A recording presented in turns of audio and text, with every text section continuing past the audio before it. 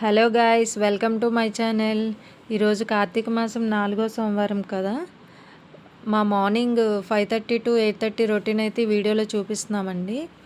పూజ కోసం అయితే పూజ గదిని ఇలా రెడీ చేశాను.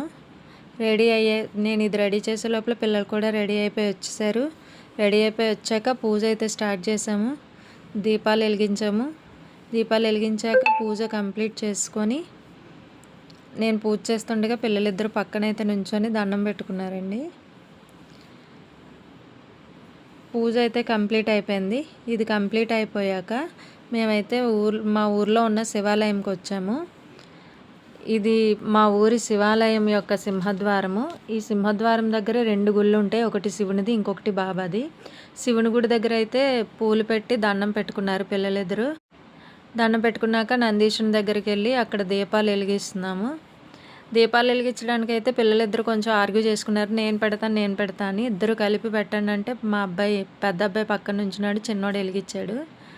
మా కన్నయ్య కొంచెం అగరత్తుతో అటు ఇటు ఆటలాడుతూ చేస్తూ ఉన్నట్టుగా చేశాడు.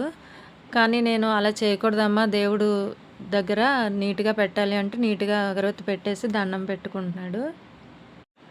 దండం పెట్టుకున్న తర్వాత ఏమో అక్కడి నుంచి కొంచెం ఉసిరి చెట్టు ఉందండి ముందున. ఆ ఉసిరి చెట్టు దగ్గరికి వెళ్ళాము. ఆ ఉసిరి చెట్టు దగ్గర కూడా పిల్లలిద్దరూ దీపాలు వెలిగించారు.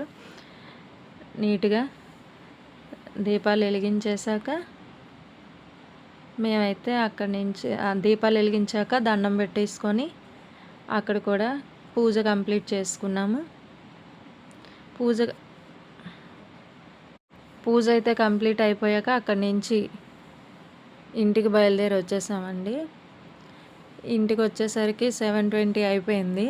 మా పెద్ద అబ్బాయి బస్సుకి టైం అయిపోతుందని ఫాస్ట్గా వచ్చేసాము ఇంటికి.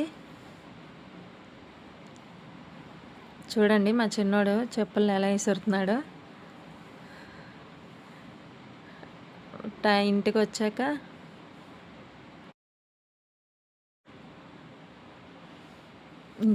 అయితే వాళ్ళకి టిఫిన్ పెట్టేశానండి. టిఫిన్ పెట్టాక వాళ్ళు టిఫిన్ తినే లోపల నేను పప్పు తాలింపు వేసేసాను.